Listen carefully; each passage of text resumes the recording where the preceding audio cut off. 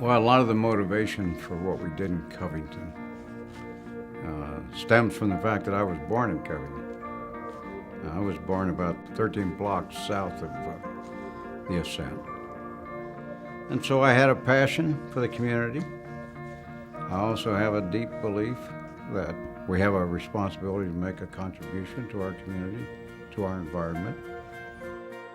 So it was a great opportunity for me to make a lasting difference in the community in which from where I came.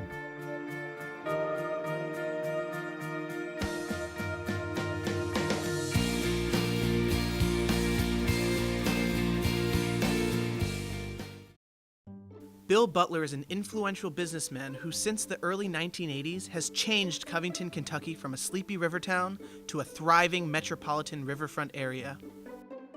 More than anyone, I think he changed the perception of northern Kentucky, especially the urban portions of northern Kentucky, as being Cincinnati's stepchild. I mean, he can see an empty piece of land or a vacant property or an abandoned building and envision a multi- or mixed-use development effort. There hadn't been a high-rise building, or there hadn't been an office building built in more than 70 years. So we undertook to build an 18-story office building without tenants, and a hotel where there'd never been a hotel, a big one.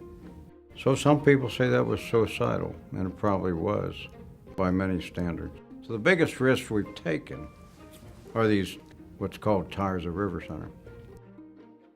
He proved by taking risks on major projects such as River Center that quality corporations, Class A hotels, would want to locate in northern Kentucky if there was quality product there. He has essentially developed the northern Kentucky waterfront and took the opportunity when Cincinnati was dragging its feet to develop the riverside. The revenues generated from those buildings over the last 25 plus years is probably in excess of $100 million. So the city would be very different were it not for not only the vision that he had, but the willingness to take the risks when others were not willing to do so. And the city has benefited tremendously from that. Butler's next ambitious project exceeded the River Center in breadth and scope and involved an international architect from New York, Danielle Libeskind. I wanted to build a building that more or less screwed into the sky. That's the way I described it. So I picked up the phone and I called Danielle and I said, "It's just a little building by your standards down here." And he said, before he cut me off, he said, "I'll be down immediately." And within a week, he came to visit. He stayed overnight. He identified immediately with the historic bridge. And then his design, if you study it, is in harmony with the bridge, both in shape and in color. And basically, it's what we built. We didn't change it, but we worked with him and his team to find a way to build it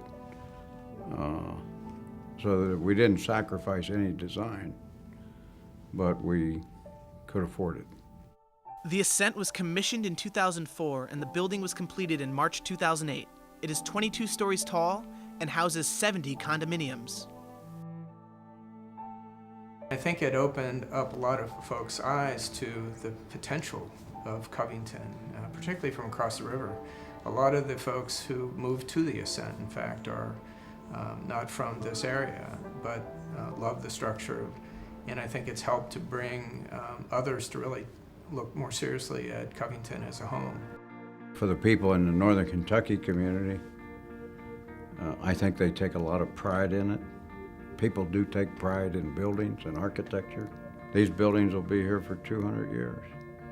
He certainly has changed the landscape and skyscape of northern Kentucky. It was very mediocre and very low-profiled situation, which As far as I can see, Bill Butler almost single-handedly changed it. There's no one more visionary than Bill Butler, and his willingness to take risks and execute challenging projects is a real gift to our community, to Northern Kentucky, and to the greater Cincinnati region. Some men see things as they are and ask why. I dream of things that never were and ask why not. Bill is one of those individuals that throughout his career has been asking that question, why not? So it's in thinking big, it's in stretching, it's in acting that we accomplish and that we are fulfilled as humans to the greatest extent we can. Make no little plans. They have no magic to stir men's blood, and of themselves will not survive.